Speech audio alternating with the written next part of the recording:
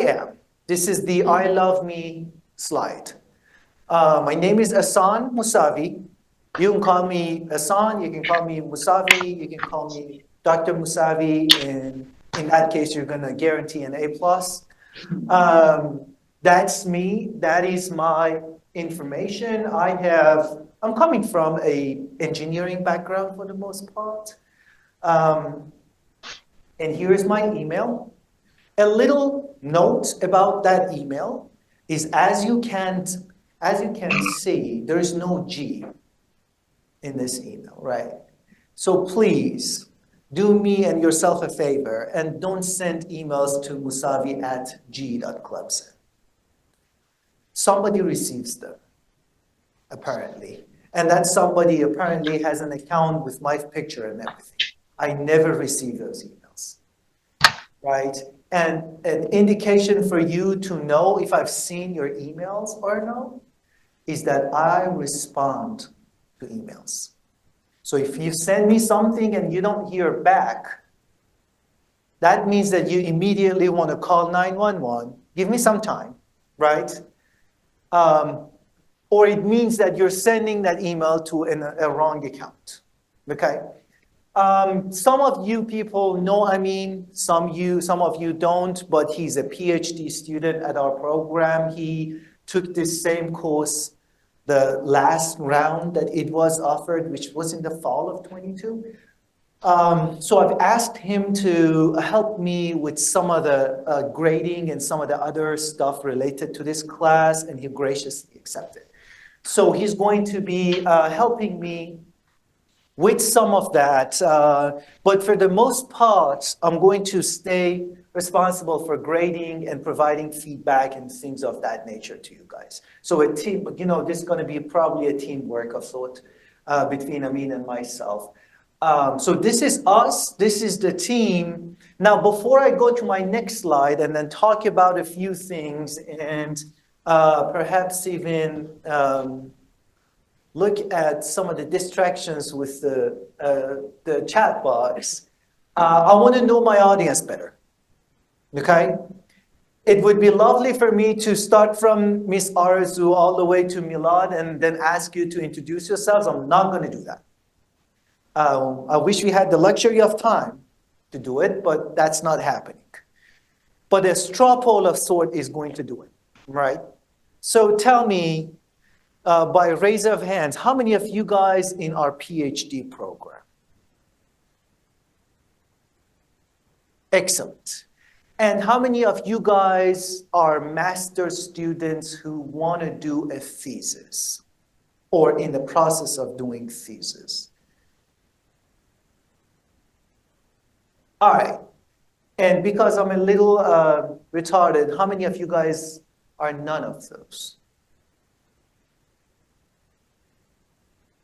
Wonderful. That's great to know. I counted, okay, 4 PhD students, about 6 or 7 master students were doing a thesis, and the rest are master students that are not intending to do a thesis. Excellent. Any of you are coming from a background other than construction? And architecture.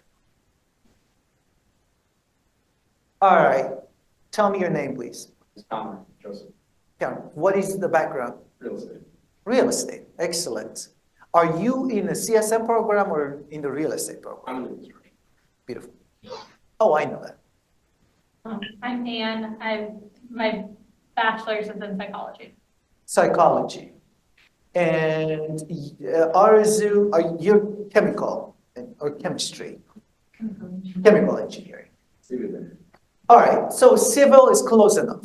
So we're gonna actually count you as part of the gang, but we have real estate, psychology, and chemical engineering. And the rest of us are construction, civil engineering, architecture. Fantastic. All right, that's actually pretty good. And the reason I ask these questions is mostly because I want to make sure as we march through the semester and talk about this idea of research, who is going to use it for what capacity, right? Because you are coming to this class with different intentions and with different ambitions and different ideas. I want to make sure that, we cover that base. And then as time permits and as we need, we can actually go above and beyond some of those base ideas and then talk a bit more about a few things that could help you out. All right, so that's that. I was going to talk about where I'm from and all that. I'm not, right? Some of you know me better than others. Than those who don't know me, ask the group that really do know me, and they'll tell you everything about it, that detail.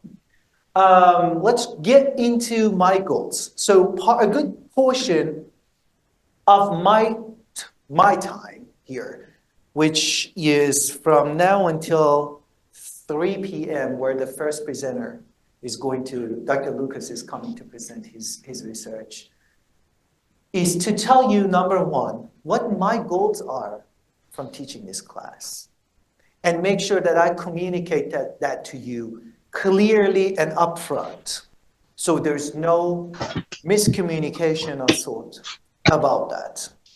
And then talk about the structure of the class itself. Okay, so my first goal is to prepare you for those 3 things, right? And that's why I asked you at the beginning, who is doing a PhD, right? If you do so at some point in time, not too far distant in the future, you're going to have to do a dissertation. And before that, you need to put together a proposal. And that proposal will be defended by, right? So this course is intended, that's my goal number 1, to prepare you for that event. Thesis, similar idea. And those of you that are not in these 2 categories, I still kind of want to call this class, we call it research methods, but there's really no reason for us not to call it quantitative and qualitative data analysis, right? So part of my goal really is to make sure that you take away with you ideas that help you rigorously solve problems, right? And solving problems always begins from identifying problems. Does that make sense? So that is really my first goal. My first goal is to make sure that you're prepared for doing your thesis, your dissertation, or down the road, once you get a job or once you're actually starting your career or next level of your career in construction, you have enough here and methodically to be able to look at a problem and come up with solutions for the problem, right? So that's my goal number 1. That's my goal number 2. I know sounds very cliche, but it's extremely important. So my goal number 2 is to make sure that I diffuse to you critical thinking, right? Again, I don't mean to, say this too many times that it feels like that I'm classifying or breaking this class into folks that do thesis, dissertation versus those who don't, right?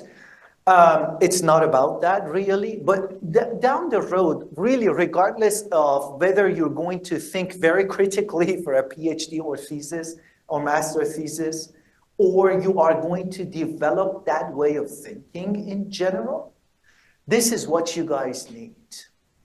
And I'll tell you this, if you don't know it already, let me tell you, the world around you is pretty complex, okay? And the problems that you face are very complicated, right? Because especially these days that we live in, if a problem is not complicated, we don't call it a problem, right?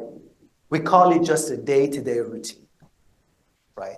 And with the explosion that data and ChatGPT and you name it, that brings about, a lot of the problems that have been solved before are at your fingertips. So we don't call them problems. We call them stuff, data, right? Therefore, to address a bunch of complex issues, you have to have complicated methods. All right? And again, I want to make sure that that definition, that distinction is clear to you guys. And that distinction is simple. The distinction is this. If you have encountered something that is not straightforward, then and only then you call that a problem. If you encounter something that's relatively straightforward and easy, for lack of a better term, let's not call that a problem. Let's call that something else. Okay? And for us to define and overcome problems in the research domain, we need to come up with complicated solutions. That requires critical thinking. At least I don't know any other way of being able to answer those questions. And if you do, I am all ears to learn from you. Sounds good? One last thing before I proceed. So what I really want to do is I want to, through the course of this semester, I want to challenge you to think very critically about the phenomena around you. Whatever that may be. It may be simple, a simple phenomenon around you that's like mind bugging, right? Or it could be something more complicated, or it could be your PhD dissertation. It doesn't matter what that is exactly. Whatever it is out there that you're looking at, I want you to look at it critically, meaning holistically. Look at it from different angles. Try to understand what's going on, right? Because if you look at that problem simplistically, your answers are going to be simple, probably already out there. So you don't need to spend time to solve a simple problem. Make sense? One last word. Critical thinking requires observation. Therefore, what we really want to do and what we really want to get good at is observation and listening to get enough data from around us. And let's do it. I want you to take a look at that picture, observe it very critically. If it's hard for you to see that picture, from the back row, turn back, there is a TV behind you. And if you're over there and you can't see that TV, I'm sorry. That's your best bet. What do you see? What sticks out of that image that you're like, interesting? And I'm telling you, this is quite irrelevant, but interesting.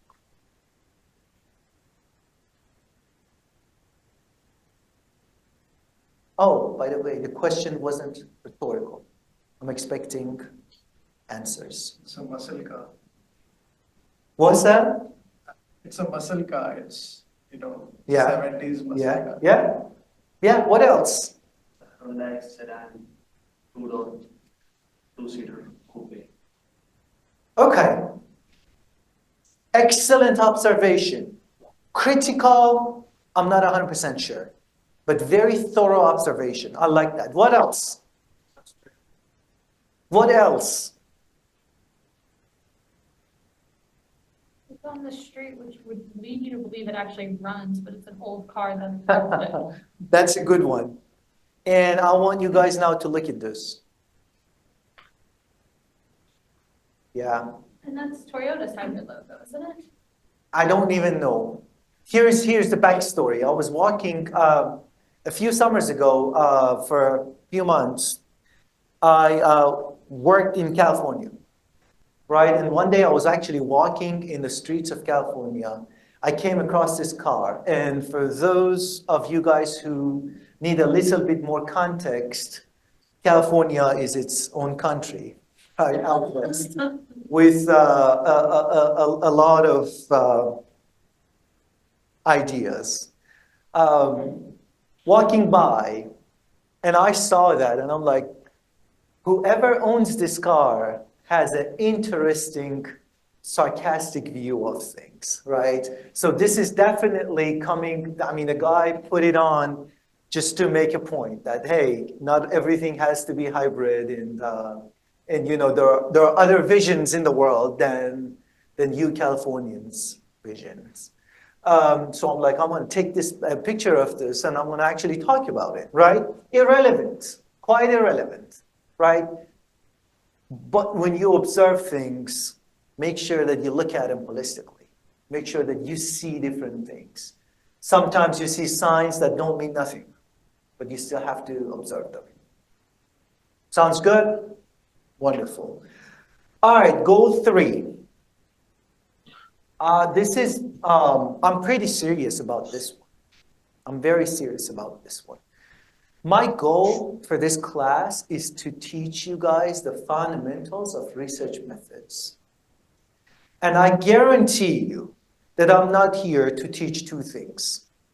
Number 1, I guarantee you that I'm not here to teach construction methods, project controls, scheduling, estimating, materials. That's out of context. That is out of context. If you want to learn about those things, there are other classes that you should take. Fair enough? So I'm not here to teach you about construction. You'll see examples in the world of construction, but those are examples pertaining to research and research methods and data analyses and things of that nature. Does that make sense? And number 2, I do research and I love what I do, but I'm not here to teach you my research. Does that make sense? Again, here or there, I might actually use examples or personal experience to teach you about a few things. For instance, if or when the time comes for us to talk about survey mechanisms, I might actually bring up a survey or a questionnaire that we developed before and talk about challenges, outcomes, and so forth. But the content of my questionnaire is irrelevant to the class. The idea, the experience is. Does that make sense to you? So I'm not here to teach about my research. And I do my best not to do that. Sometimes you get carried away, right? And exactly then, I want you guys to raise your hand and remind me of the fact that I don't want to get sidetracked and talk about things other than research methods. Does that make sense? So this is a two-way street. If you feel like that I'm actually getting derailed, rail me back. Does that make sense to you? Is that a fair enough request? Then say yes. Good. All right, fantastic.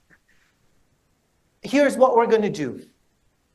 We're going to start this class by talking about problems. In fact, your very first assignment is about that, a problem, right? So I will ask you to identify a research problem. And when I'm asking you to identify a research problem, you won't hear me say, identify a research problem in indoor air quality, which is my research. Irrelevant. Identify a research problem in whatever domain that you feel comfortable in. Okay? If it's sustainability in construction, so be it. If it's labor and productivity, fantastic. If it's data, excellent. Materials. If it's outside of construction, but relevant, for instance, human resource management, absolutely, right? Real estate development as it connects to construction, why not, right? that problem ought to be defined by you, right? And by you. And that is your point of initiation. That's the starting point where the whole thing is going to be developing, right? Then, based on this research problem, you're going to develop a bunch of very specific questions. And then you're going to go about answering those questions. In my opinion, this is a very natural process. I hope to you it is the same way, okay? But the idea, develop a problem, break it into a bunch of questions, then answer those questions, right? And let me add that. Do nothing else. What we just said is enough of an undertaking, right? Let's not embellish it. Let's not try to add anything to it. And let's not get sidetracked talking about other things. If you have a problem and a bunch of follow-up questions, address them, right? And let's not do anything else. So that is the idea. And that's my goal number 3. Here we come to goal number 4. And this is also very, very important to me. This might actually take a more important meaning or application, I guess, to those who intend to do a thesis or a dissertation. But gosh, you ought to know about this terminology. You just need to know the terminology. When somebody talks about a longitudinal study, you at least need to know what that means, right? You don't need to be an expert in it, but you need to know what that means. When we talk about causality, when we talk about correlationality, when we talk about data qualitative and quantitative, when we say mixed methods, when we talk about design of experiments, and again, we stay on the surface. We're not going to have enough time to go deep and talk about every individual terminology. Each of them will take a class. Does that make sense? We're going to actually stay on the surface, but our goal is to understand what is going on, what the terminology means, what tools do we have and we can use, right? And that's the idea for this semester's class, to give you enough tools in your toolbox. So down the road, when you face a problem, want to write a dissertation, whatever it may be, you can go to that toolbox and say, that application is going to be excellent, right? Method XYZ, whatever that is going to be a wonderful method to solve a specific problem. That's the idea. And as soon as you have that, then it's on you to go learn the method much better, right? So that means that you actually hear me talk about quantitative analyses, but full disclosure, I ask my own students to take a class in quantitative data analysis, right? Meaning that what we go over today or in this class throughout this semester is going to be just a flashlight on the idea, right? So once you get the idea and you feel like you can apply it to a given problem, then you need to learn more about that very specific method. That is different. Make sense? So far, so good? So that is the idea. We're going to talk about, so you'll see a lot of terminology. You'll see a lot of terminology. And I really want you guys to pay your utmost attention to that terminology, to get it as much as you can. And that will lead me to my last goal. You might be thinking to yourself that I am joking, but I'm not.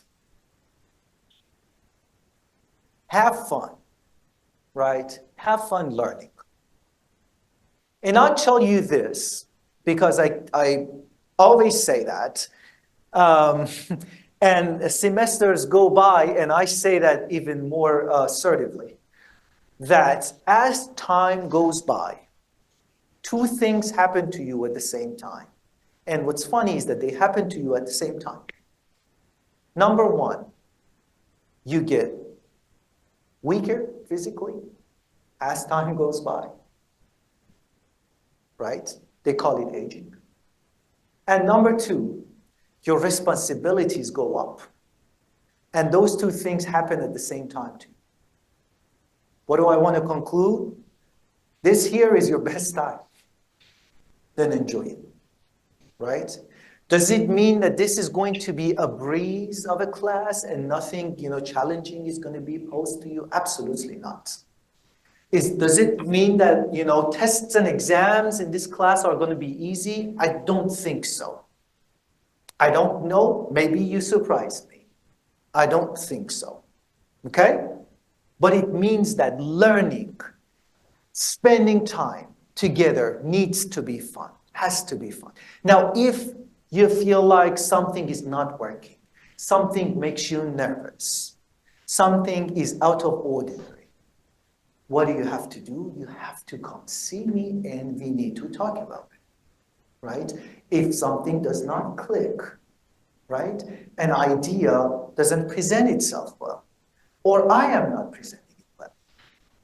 What do? You come see me. You know where my office is? A few doors down. Does that make sense? So then do me this favor and do yourself this favor. And if you feel like throughout this semester, things aren't that fun, come see me, and then we'll need to find a way to make it fun. Right? Overcoming challenge in itself is fun. And I'll tell you this.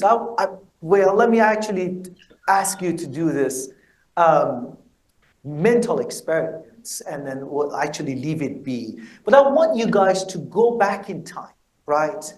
And think of a moment that you are proudest of, right? Why don't I actually shut up and have you do that? Go back in time and think of the moment that you're proudest of.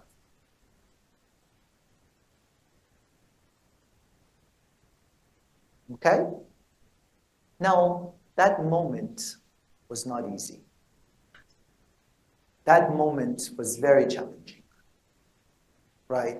What do I mean? When we overcome a challenge, we're most proud of what we do, right? In that sense, at least, if not other senses, this course needs to be fun. This effort, this togetherness has to be fun. Does that make sense? All right, any questions? All right, one of the things that I do is that when I ask you any questions and nobody asks a question, I'll force questions out of you. Here we go. What's your name? Ask a question.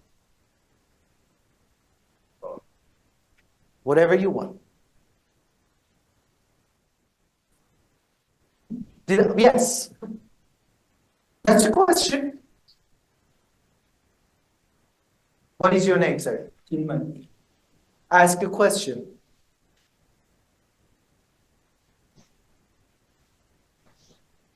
We have some activities in terms of having some fun in classroom. Activities like dancing? Like having fun in the classroom? No. Well, that's a good question. Let me see if I can come up with any activities that are fun. I have a question. Yes, sir. Are the assignments and the projects, are they going to be individual or group assignments? What a fantastic question. So the question is the assignments and the project and our obligations as students, are they going to be individual or group? And the short answer is yes. Yes can't be an answer to that question. The short answer is both. And the longer answer is wait another 5 minutes. I have a whole slide about that. Fantastic. All right. Let's switch gears and talk about things other than fun or other fun things. Here is the structure of our class. Okay? What we learn Literally follow that. We're going to start from problems, identifying research problems. And as you can see, under research problem, I have two things: define and refine a problem. And I want to tell you this, guys. Without that, the rest of anything we do is just going to be futile. It's going to be pointless. Does that make sense? So the very first thing that we need to do is to define a problem. And I want to give you an example. It was indeed the past summer, right, that I have a contractor friend in the city of Greenville. And him and I were actually talking in some social events. And then he said that, oh, we have a lot of problems in streamlining our estimating systems for my company. And he owns a company and so forth. So it seems to be challenging. And I'm like, oh, excellent. We were literally in the pool as we were talking about this. And I'm like, okay, why don't I get better dressed and then I'll come find you in your office and we talk about this, right? And see if we can come up with a solution, right? So days go by. Next week, he invites me to his office and then we're having this very pleasant conversation about the way he deals in his business, the way he deals with bidding and estimating in his company, right? And that man kept talking and talking and talking, right? And I'm like, wait, hold on. Tell me, what's the problem? And he kept talking and talking and talking. I'm like, dude, you don't have a problem, right? You have a system that's working. Why? Because you're making money, right? And then you don't even seem willing to make any changes to this system. Even if it's a broken system, it seems to be working for you and you seem to be okay with it, at least talking. It's like, And I'm like, okay, why don't you give me a call? If you can't, and then he kept on going. No, there are problems. And, there are challenges and so forth. Tell me what they are. And, after a few minutes of conversation, I'm like, look, you can't even frame a problem. Maybe you don't have one, right? And I want to take that to the next level with you guys. Okay? Now I want to tell you, if you can't write a paragraph about a problem, you're not onto something. You don't have a problem, right? Only when can you think really deeply about something, then you can start writing about it, right? And there is a lot of times that I can think of in my personal life that I'm like, there's gotta be something, because this is bugging me, right? Some idea is just bugging me so bad. Then I'm like, but I just can't frame a problem, right? If you can't frame that problem, it doesn't mean that the problem doesn't exist. It means it doesn't exist for you, right? In order for it to emerge, you need to work more, read more, and then do harder work to be able to frame one. So that is point A in this semester, right? And as soon as you define that problem, your next challenge is to come up with a series of questions, right? Hypotheses about that problem. Does that make sense? And I tell you, defining good questions is what, half the problem, right?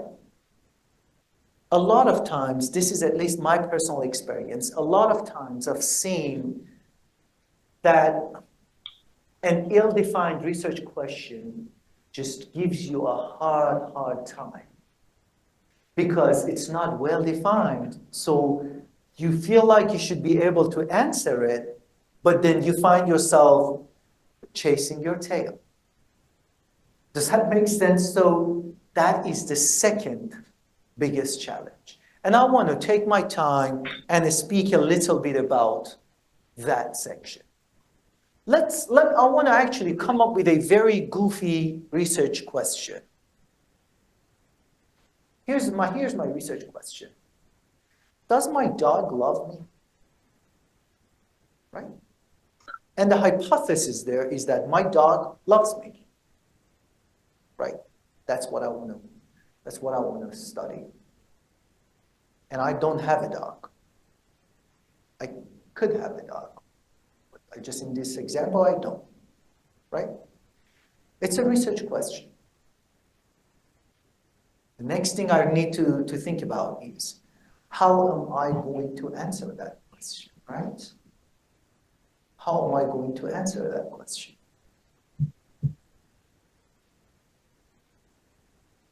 Here's one solution. I am going to observe how many times that dog, per hour, that dog comes and sits in my lap, right? And then I will say, okay, because the dog comes and sits in my lap, then the dog must be loving me. Does that make sense so far to you? Right? And it's enough abstract, and it's enough outside of construction that we can freely think about and hypothesize. Right? What am I doing there? I'm defining a hypothesis, right? And then I need to test that hypothesis. What do? I come up with a testable scenario, right? Count how many times the dog will actually sit in the owner's lap, right? Count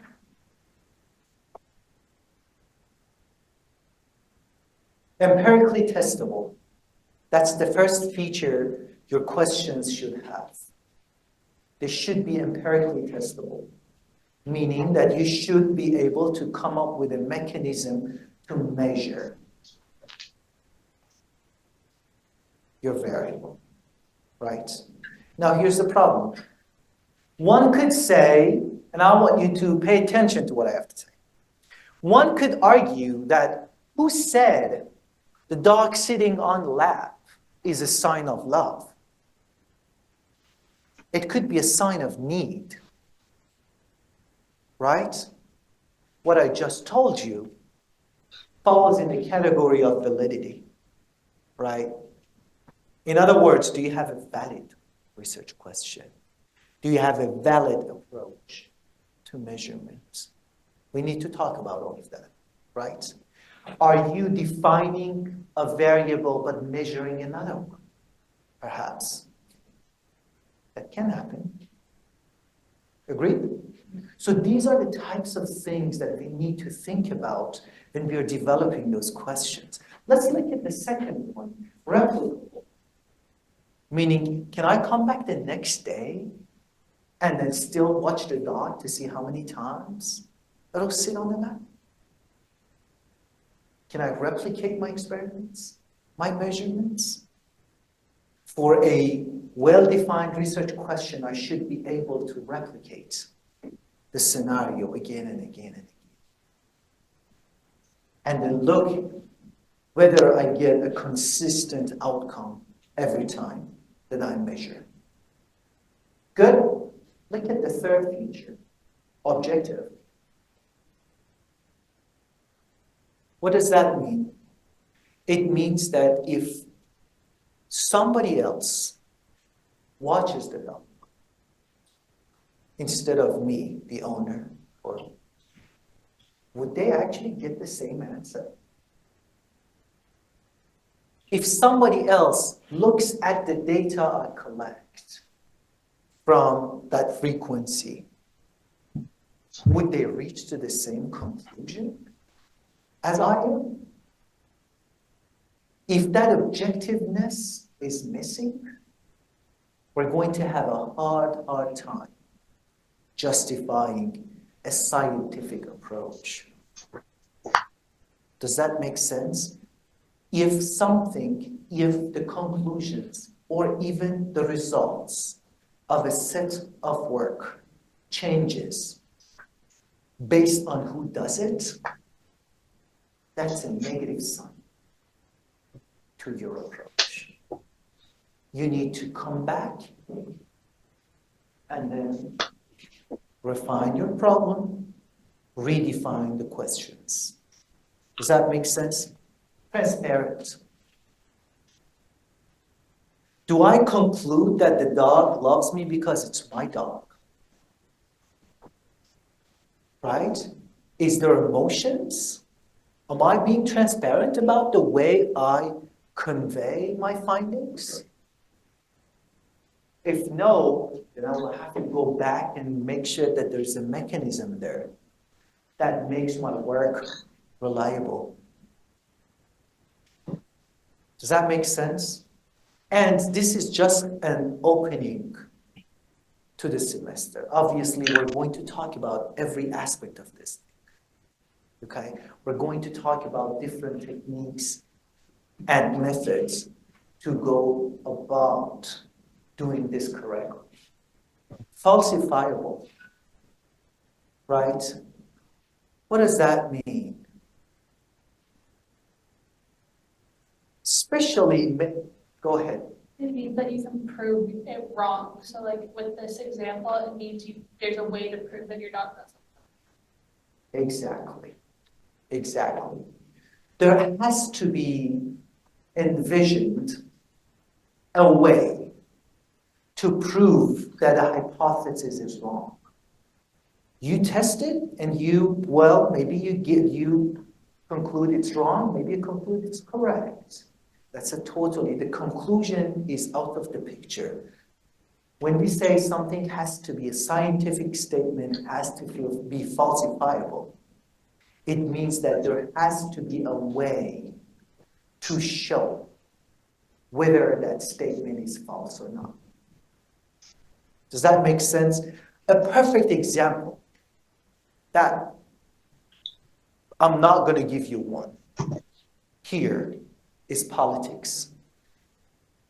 You go and take a look at what political leaders say, a lot of those statements inherently aren't falsifiable, meaning that you can't even reject it. So you can't even say it's false. You can't even think of a way, right, of showing whether the statement is correct or incorrect, right? What do? You just go back, refine, and then redefine. And then logically consistent, meaning that there is no inherent logical conflict between the methods and within the methods that you use, right? And I'm going to actually show you examples next time or maybe the time after. And I'm going to show you examples of inconsistency in the logic of a problem. Potential way of looking at a problem and then realizing that that's not logically consistent, right? Some tricks, I'm going to show you some tricks about that. Once you do 1 and 2, 3 and 4 are helping you answering these questions, right? This is where the tools come in, right? And again, this class is not about a deep discussion on those tools. It's about introducing those tools, right? And showing you how you can utilize those tools to answer your questions. That's it, right? So for instance, when it comes to quantitative analysis, I'm just going to allude to a bunch of statistical methods. But that's a whole realm of ideas out there. Statistics, and then you make it more advanced, it becomes machine learning, it becomes classification, it becomes regression, and sky is the limit. It becomes artificial intelligence, and pretty rapidly, it develops into some sophisticated solutions. We're not here to teach those solutions. We're here to help you have a tool in your toolbox. Then down the road, when a problem occurs, you have some idea as to how you want to solve a problem. That is it. Does that make sense? And also about the analysis. What are the different approaches to analysis? What are different approaches to mixing, quantitative and qualitative? Again, do we have consistency in what we do and things of that like is what we're going to talk about. So that is the big picture structure of this course. Before I proceed, do you have any questions? Yes, sir. Can you give me one practical example to understand the word transparent? Transparency. So the question is, can you give a practical example about the word transparency? Yes. Let's say the dog example, right? Let's say that you do a series of experiments, right? And then you jump in the conclusion that yes, the dog loves the owner, right? Without providing a transparent reason why you get that conclusion, right? A lot of times, and I repeat that, a lot of times as researchers, we have a bias towards an answer, right? So we have a hypothesis, and down there, something like a voice is telling us that the hypothesis must be true. So then, without providing enough transparency, we claim it is true, right? As we proceed, I'll give you more and more examples of that, right? Actually, I can, when the time comes, I can give you, I wish we had more time with this class, but I can give you very practical examples of when you have bias. How can you claim it's dark out there while it's not that dark? And how can you do that, or why can you do that? Because you're not being transparent about the way you conclude. Does that make sense? It's nothing against the researcher, right? It's something about the method they use, right? And because when you're transparent about your methods and your methods are incorrect, then the society will correct you. Then you make the correct conclusions. But when you're not transparent and your answer is incorrect, there's no way for your surrounding to help diagnose if there is anything wrong. Does that make sense? So right now, take it as little as that for now about transparency. And again, in about 2 to 3 class times, we're going to go over and over and over this again to make sure that it does make sense. Good? Other questions? Yes, sir. Are these slides going to be posted online? Absolutely. Yes, sir. And the video. Because we have an online section this be the resources for that. Any other questions before I proceed? All right.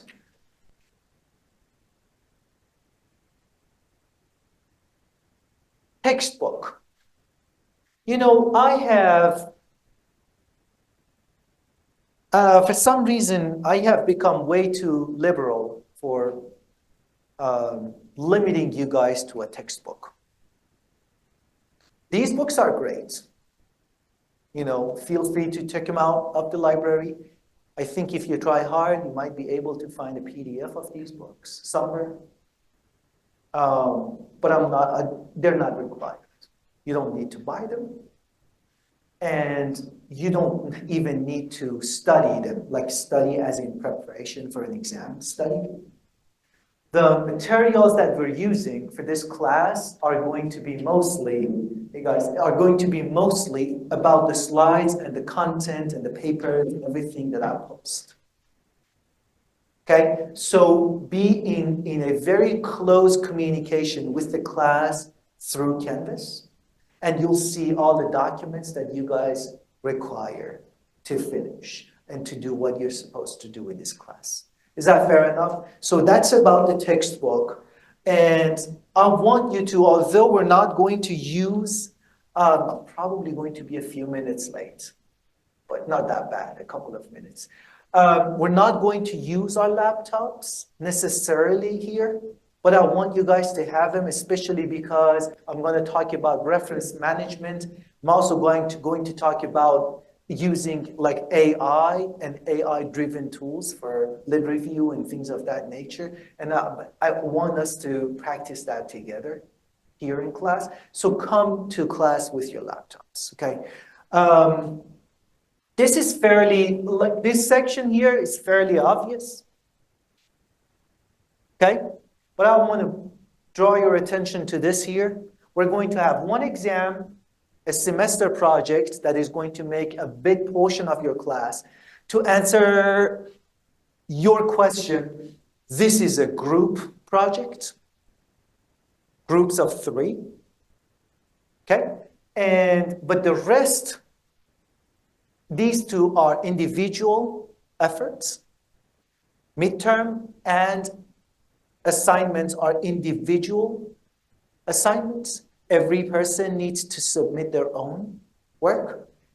The presentation of your semester project is also a group work.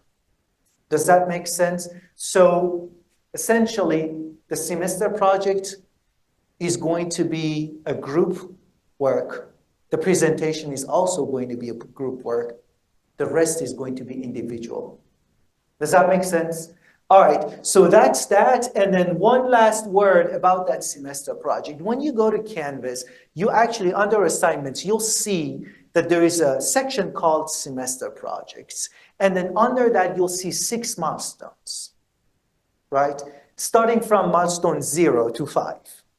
We're not starting from 1 to 6. We're starting from 0 to 5, okay? Those milestones have deadlines. Make sure that you catch those deadlines. Obviously, we're going to remind ourselves. But the very first milestone, milestone 0, is only for you to form your teams, okay? So the first thing that you need to do is to form a team of 3. Get with your colleagues, get together, form those teams, and send me the name of your class as the submission for that milestone. And as soon as I receive a name of 3 participants in a group, that's your milestone number 1 or number 0. Does that make sense? So that's the very first thing that you need to do about that semester project. And then from there, your group effort will trigger, and then you start working on a project and so forth. Does that make sense? Because we have a group semester project, it is important for me to ensure that everybody in the group is going to do their fair share of work. Therefore, for each submission, I'm asking you to tell me, and everybody needs to sign off on that, to tell me the percentage effort of each participant. So if you're 3, a group of 3, you tell me that everybody did 33%, or 33.33, whatever, right? Adding up to 100, right? So if there is a team of me, Dr. Lucas, and Dr. Burgett, right? It needs to be like this. Asan, Joe, Jason, 33.3, 33.3. Does that make sense to you? I want to see that very section. I'll grade it. If I don't see it, you'll see points taken off. Am I being clear about that? And then one last word. When you form your teams, feel free to form a team with the online people. Okay? You can, because there's no reason for us not to work with the online cohort. It's not like in-person people work together, online people work together. We're all working seamlessly, okay? So if you feel like you want to be teammates with 2 students in the online section, absolutely, no problem. No problem. And as soon as I post this, they get to listen to this and they will reach out and form their teams. Make sense? All right, do you have any questions about any of that? Yes, ma'am.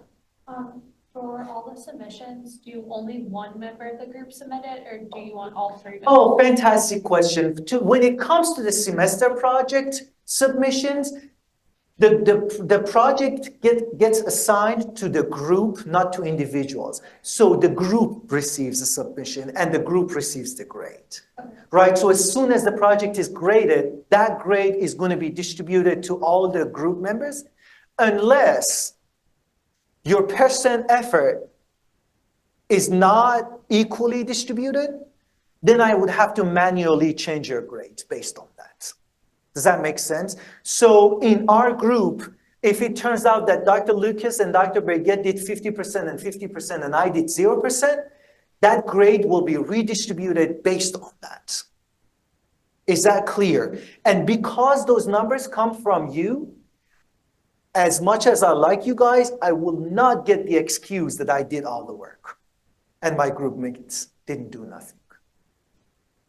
Because if that case was it, I needed to see it in your submissions. Right? Be blunt, be honest, come see me if there is any problem, but don't submit something and say something else. I don't take that.